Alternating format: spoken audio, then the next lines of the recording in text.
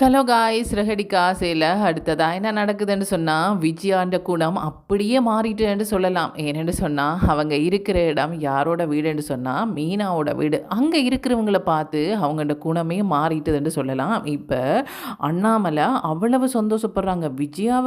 விஜயாவா இப்படி பேசுகிறாங்க என்ற மாதிரி பார்க்குறாங்க. விஜயாவை பார்த்து அண்ணாமலை ஆச்சரியப்படுறது மட்டும் இல்லை, மீனாவோட தம்பி அவங்களோட அம்மா அவங்க கூட ஆச்சரியப்படுறாங்க. என்னம்மா இது, இவங்களா இப்படி பேசுகிறாங்க, என்னால் நம்பவே முடியலைன்ற மாதிரி சொல்கிறாங்க. அப்படி ஒரு சம்பவத்தை பண்ணி விட்டுட்டாங்க விஜயான்னு சொல்லலாம். விஜயா தன்னுடைய வீட்டிலேயே சமைக்க மாட்டாங்க, மீனா தான் சமைக்கணும். அப்படி மீனா வீட்டில் இல்லைன்னு சொன்னால் ஹோட்டலில் இருந்து சாப்பாடு வர வச்சு அதைத்தான் சாப்பிடுவாங்களே ஒழிய தான் சமைச்சு கொடுக்க மாட்டாங்க. இது மட்டும் இல்லாமல் அண்ணாமலை எப்போ மாத்திரை போடுறாங்க, எப்போ அவங்களுக்கு சாப்பாடு கொடுக்கணும், எப்போ அவங்க வாக்கிங் போவாங்க, இதெல்லாம் பார்த்து கவனித்து அவங்கள நல்லா பார்த்து கொள்வது மீனாவளிய அவங்க இல்லை.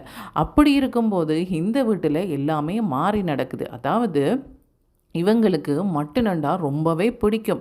ஆனால் இவங்க ஒருக்கா கூட மட்டன் எனக்கு தரணும், இந்த சாப்பாடெல்லாம் நான் சாப்பிட மாட்டேன் என்று சொல்லவே இல்லை. ஆனால் ஒருவேளை சொல்லிட்டாலும் வந்துட்டு மீனா என்ன பண்ணுறாங்கன்னு சொன்னால் அவங்கள்ட அம்மாவுக்கு போய் சொல்கிறாங்க, அம்மா இங்கே பாருங்கள், அத்தையெல்லாம் இந்த மாதிரி மரக்கறியெல்லாம் பெருசாக சாப்பிட மாட்டாங்கம்மா, என்ன பண்ணுறன்றதுக்காக சாப்பிட்றாங்களோ தெரியலை, அதுக்காக அதே ஒவ்வொரு நாளும் நாங்கள் கொடுக்க முடியாது இல்லையா, நம்மளோட கஷ்டம் நம்மளோட, ஒரு வாரத்தில் ஒரு நாளைக்காவது அவங்களுக்கு மட்டன் அல்லது சிக்கன் இந்த மாதிரி சமைச்சு கொடுக்கணுமம்மா என்ற மாதிரி சொல்லிட்டு போகிறாங்க. இவங்க சொல்கிறதுக்கு முன்னாடி தான் மீனாண்ட அம்மா என்ன பண்ணிட்டாங்கன்னு சொன்னால் தன்னிட்ட இருந்த பணம் எல்லாத்துக்கும் பூ வாங்கிட்டாங்க. அப்போ அவங்கள்ட்ட பணம் இல்லை. மீனா என்ன நினச்சிட்டு இருக்கிறாங்கன்னு சொன்னால் அம்மாட்ட பணம் இருக்குமென்று நினச்சி சொல்லிட்டு போயிட்டாங்க. மீனாட்டையும் பணம் இல்லை, அவங்கள்ட்ட அம்மாட்டையும் பணம் இல்லை, அதே நேரம் அவங்கள்ட்ட தம்பிகிட்டையும் பணம் இல்லை. ஏன்னு சொன்னால் அவங்கள்ட்ட தம்பிக்கான சேலரியை கொடுக்கல, அவங்க நல்லா வேலையை மட்டும் வாங்குறாங்களே ஒழிய சேலரியை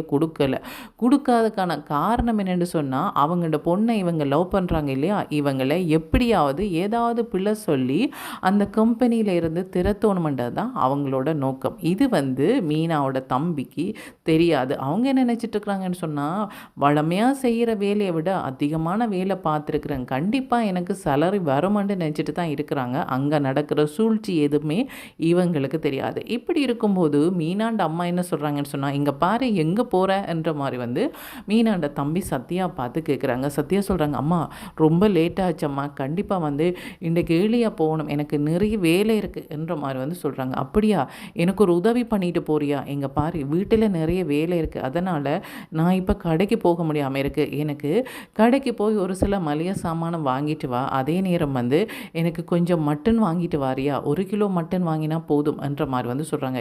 எதுக்கும்மா, வீடு இருக்கிற கஷ்டத்தில் இப்போ மட்டன் எல்லாம் எதுக்கு, அதோட என்னோட காசு எதுவுமே இல்லையே என்ற மாதிரி சொல்கிறாங்க. இங்கே பாரு சத்தம் போடாதே, அவங்களுக்கு கேட்டுட போது, நீ யாராவது ஃப்ரெண்டுகிட்ட கடன் வாங்கி நீ மட்டன் வாங்கிட்டு வந்துடு, அப்புறமா நான் பூ வியாபாரம் பண்ணினதுக்கப்புறமா ஒரு 2 நாள் கழித்து அந்த பணத்தை தந்துடுறேன், நீ கொடுத்துடு என்ற மாதிரி சொல்கிறாங்க.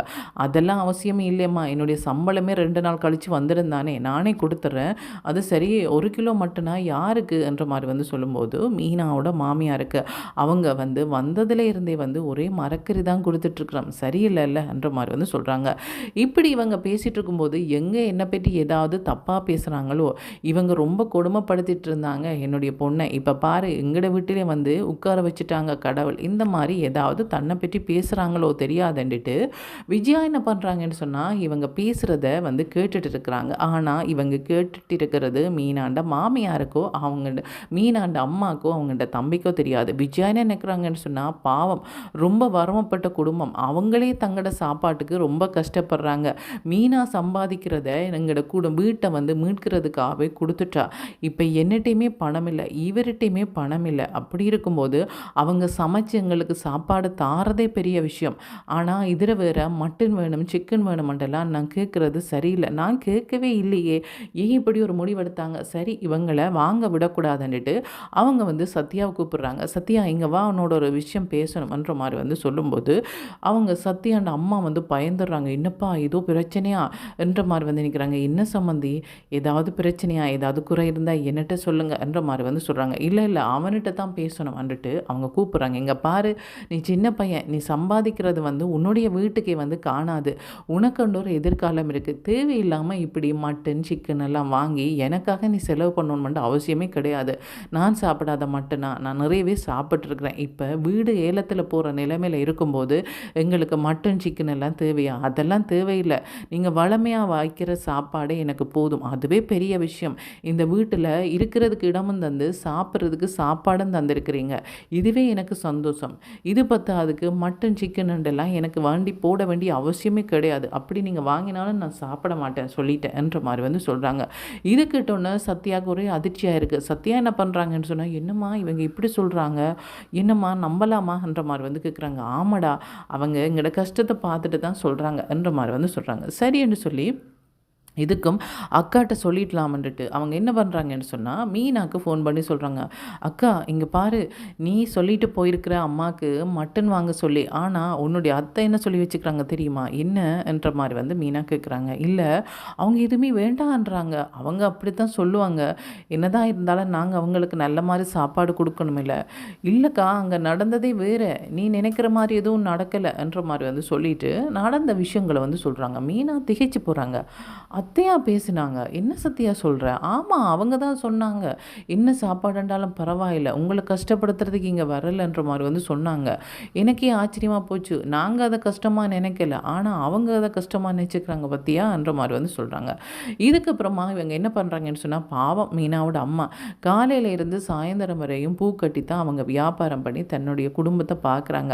அப்படி இருக்கும்போது நான் வீட்டில் எந்த வேலையும் பார்க்காம இருந்து சாப்பிட்றது நல்லாவா இருக்குமான்னுட்டு மீனாண்ட அம்மாவுக்கு சொல்கிறாங்க. நீங்கள் காய்கறி எல்லாம் தாங்க, நானே இன்றைக்கு சமைச்சிட்றேன்ற மாதிரி வந்து சொல்கிறாங்க. இல்லை சம்மந்தி, எதுக்கு? அதை நானே பார்க்குறேன். இல்லை இல்லை, ஏன் நான் சமைச்சா நீங்கள் எல்லாம் சாப்பிட மாட்டிங்களா? நானுமே ரொம்ப நல்லா டேஸ்ட்டாக சமைப்பேன், நான் சமைச்சா என்னுடைய பசங்களுக்கு பிடிக்கும்ன்ற மாதிரி வந்து சொல்கிறாங்க. அப்படி இருக்கும்போது மீனாண்ட அம்மா நினைக்கிறாங்க, ஒரு வேளை அவங்களோட பசங்களுக்கு தன்னுடைய கையால் சமைச்சு கொடுக்க ஆசைப்படுறாங்க போல இருக்குது என்னட்டு அவங்க விட்டுட்டாங்க. இப்போ கிச்சனில் இவங்க என்ன பண்ணுறாங்கன்னு சொன்னால், சமையல் வேலையெல்லாம் பார்க்குறாங்க, பாத்திரம் எல்லாம் கழுவுறாங்க. இந்த வேலையெல்லாம் அவங்கண்ட வீட்டிலேயே மீனா தான் பார்ப்பாங்க. ஆனால் மீனாண்ட வீட்டில் வந்து இவங்க பார்த்துட்ருக்கிறது பெரிய ஆச்சரியமான விஷயமா இருக்குது. அது யாருக்குன்னு சொன்னால், மீனாக்கு மட்டும் இல்லை, அவங்க இந்த குடும்பத்தில் இருக்கிற எல்லாருக்குமே. இப்போ இவங்க சமைச்சிட்டு கொண்டு வந்து கொடுக்கும்போது அதில் உப்பு காரம் எல்லாமே ஜாஸ்தியாக இருக்குது. இருந்தாலுமே யாரும் எதுவுமே சொல்லலை, அவங்க பேசாமல் சாப்பிட்றாங்க. ஆனால் அண்ணாமலைக்கு தெரியும் விஜயாண்ட சமையல் எப்படி இருக்குமென்னு சொல்லி. அண்ணாமலை, விஜயா நீ சாப்பிடலையான்ற மாதிரி வந்து கேட்குறாங்க. இல்லைங்க, நீங்கள் எல்லாரும் சாப்பிட்ட அப்புறம் நான் சாப்பிட்றேனே. இல்லை விஜயா, நீ சமைச்சதை கண்டிப்பாக நீயும் சாப்பிட்டு பார்க்கணும், முதல்ல நீ சாப்பிடு, அவங்க சாப்பிடுவாங்க, அவங்கள்ட வீடு தானே, அவங்க சாப்பிடுவாங்கன்ட்டு விஜயாவை உட்கார வச்சு அண்ணாமலை சாப்பாடு எடுத்து கொண்டு வந்து கொடுக்குறாங்க. அவங்க கொடுக்குறதுன்ற நோக்கமே, நீ சாப்பிட்ற சாப்பாடில் எவ்வளோ உப்பு காரம் கூடுதலாக இருக்குன்னு பாரு, நீ சமைச்சு கொடுக்கணுமென்று நினச்சது சந்தோஷமான விஷயந்தான், இதை பாரு என்ற மாதிரி வந்து கொடுக்குறாங்க. எதுக்கு கொடுக்குறாங்கன்னு சொன்னால், நீயா இருந்தால் ஒரு கொஞ்சம் உப்பு கூடினோடனே என்ன இது ஒரே உப்பாக இருக்குது, என்ன இது ஒரே உரைப்பாக இருக்குது, இந்த மாதிரி மற்றவங்கள்ட மனசை நோக்கடிச்சிட்டு போவேன். ஆனால் பாரு, அதில் உப்பு காரம் எல்லாமே ஜாஸ்தியாக இருந்தும் அவங்க அமைதியாக இருந்து சாப்பிட்டுட்ருக்குறாங்க. எதுக்குன்னு சொன்னால், நீ ஏற்கனவே நொந்து போயிருக்கிற, இதுக்கு மேலே உன்னை நோக்கடிக்கக்கூடாதுன்னு அவங்க நினைக்கிறாங்க. பற்றியா அவங்கள்ட நல்ல குணம், ஒருவேளை நல்லதுக்காகத்தான் கடவுள் உன்னை இந்த வீட்டுக்கு கொண்டு வந்து விட்டுருக்கிறாரோன்னு நான் நினைக்கிறேன் என்ற மாதிரி வந்து சொல்கிறாங்க. ஆமாங்க, நானாக இருந்தால் சும்மா இருக்கவே மாட்டேன். ஆனால் அவங்கள பார்த்தேன், யாருமே குறை சொல்லலை. முத்து கூட நிமிந்து நிமிந்து பார்த்தா, என்ன அம்மா ஒரே காரமெல்லாம் அதிகமாக போட்டிருக்குறான்ற மாதிரி வந்து பார்த்தா. ஆனால் அவங்க எதுவுமே சொல்லாமல் சாப்பிட்டுட்ருக்குறாங்க. எனக்கு பார்க்குறக்கு சந்தோஷமாக இருக்குது. எனக்குங்க இங்கே சும்மா இருக்க பிடிக்கவே இல்லை, ஏதாவது வேலை பண்ணிகிட்டே இருக்கணும்ன்ற மாதிரி வந்து இருக்குது. அவங்க சம்பாதிக்க போகிறாங்க, அது மட்டும் இல்லாமல் வீட்டிலையும் வந்து வேலை பார்க்கலாமா? அவங்க சம்பாதிச்சு கொண்டு வந்து எங்களுக்கு சாப்பாடு போடுறதே பெரிய விஷயம். வீட்டு வேலைகளெல்லாம் நானே பார்த்துட்றேன், வீடெல்லாம் நான் மொப் பண்ண போகிறேன்ட்டு அவங்களே வீடெல்லாம் துடைச்சி அவங்களே வந்து பாத்திரம் எல்லாம் விளக்கி, அது மட்டும் இல்லாமல் சமையல் வேலையெல்லாம் பார்க்குறாங்க. இது மட்டும் இல்லாமல் வந்து அவங்க கொஞ்ச நேரம் கூட வந்து டயர்ட் ஆகாத மாதிரி வந்து வேலை செய்துகிட்டே இருக்கிறாங்க. இதை பார்த்து அண்ணாமலை பாவம் விஜயா இது எதுக்காக பண்ணுறாண்டே தெரியல. இந்த வீட்டில் தான் சும்மா இருக்கக்கூடாதுன்றதுக்காக பண்ணுறாளா அல்லது போனால் உண்மையிலே வந்து அவள் மாறிட்டாவா தெரியல. ஒருவேளை அந்த வீட்டுக்கு போனால் உண்மையிலே வந்து மீனாக்கு விடுதலை தான்ன்ற மாதிரி வந்து நினைக்கிறாங்க. விஜயா இந்த வீட்டில் தான் இப்படி பண்ணுவியா இல்லை அங்கே போனால் பிறகும் அப்படித்தானான்ற மாதிரி வந்து கேட்குறாங்க. இல்லைங்க எங்கே போனாலும் எங்களோட வேலையை நானே பார்க்கணுமென்று ஆசைப்பட்றேன். எனக்கு உடம்பு முடியாமல் போனால் ஒழிய மற்றும்படி எங்களோட வேலையை நாங்கள் பார்க்குறதுல என்னங்க பிரச்சனைன்ற மாதிரி வந்து சொல்கிறாங்க. இல்லை விஜயா உனக்கு வயசான நேரத்தில் உன்னையும் கொஞ்சம் கவனிக்கணும். உன்னை யாருமே கட்டாயப்படுத்தி இப்படி எல்லா வேலையும் பண்ண சொல்லலை. நீயா அப்பப்போ ஒரு சின்ன சின்ன ஹெல்ப்பாக பண்ணினாலே போதும். அதை கூட இந்த வீட்டில் யாரும் கேட்க மாட்டாங்க. அது என்னோட விருப்பம். ஒரு வீட்டில் நாங்கள் எந்த வேலையும் பார்க்காம எந்த பணமுமே கொடுக்காம பேசாமல் உட்காந்துருந்து சாப்பிட்றது என்னமோ எனக்கே கஷ்டமாக இருக்குன்னு சொல்லும்போது ஆமாங்க எனக்குமே அப்படித்தான் இருந்துச்சு. அதனால தான் நான் இதெல்லாம் பண்ணினேன். நாங்கள் சும்மா இருக்கிற மாதிரி இருக்கக்கூடாதுல்ல என்ற மாதிரி வந்து சொல்கிறாங்க. அப்படி சொல்லிவிட்டு விஜயா சொல்கிறாங்க சரி என்னதான் நியூஸ்ன்றதை ஃபோனில் பார்க்கலான்ட்டு அவங்க ஃபோனை கொண்டு வராங்க. ஃபோனை கொண்டு வரும்போது தான் அவங்களுக்கு ஒரு ஞாபகம் வருது. அந்த மனோஜோட கடையில் இருக்கிற ஸ்டாஃப் ஒருத்தங்க அவங்க என்ன பண்ணியிருந்தாங்கன்னு சொன்னால் இவங்கள்ட ஃபோன்லையே அந்த கேமராவை பார்க்குற மாதிரி அங்கே என்ன நடக்குதுன்றதை பார்க்குற மாதிரி வந்து அவங்க செட் பண்ணி கொடுத்துருந்தாங்க. அந்த ஞாபகம் வந்தோடனே அண்ணாமலைக்கு சொல்கிறாங்க இங்கே பாருங்கள் உங்களுக்கு ஒரு புது விஷயம் காட்ட போகிறேன். எனக்கு தெரியாத ஒரு விஷயத்த இன்றைக்கு வந்து நான் பழகிட்டு வந்திருக்கிறேன். அதை உங்களுக்குமே காட்டுறேன்ட்டு அவங்க அந்த கடையில் நடக்கிற விஷயங்களை காட்டுறாங்க. இங்கே பார்த்தீங்களா இங்கிருந்தே நான் ஃபோன்லேயே வந்து அங்கே நடக்கிற விஷயங்களை கேமராவில் பார்க்குறேன் பார்த்தீங்களான்ற மாதிரி வந்து சொல்கிறாங்க. அது சரி விஜயா இதெல்லாம் நீ எப்படி அறிஞ்சு கொண்ட? உனக்கெல்லாம் இது தெரியாதே. அதுவும் மனோஜ் இதெல்லாம் உனக்கு பண்ணி தரவே மாட்டானே. என்னென்னு சொன்னால் தான் என்ன பண்ணுறேன்றதை நீ அறிஞ்சிடுவேன்ட்டு சொல்ல மாட்டானே என்ற மாதிரி வந்து சொல்கிறாங்க.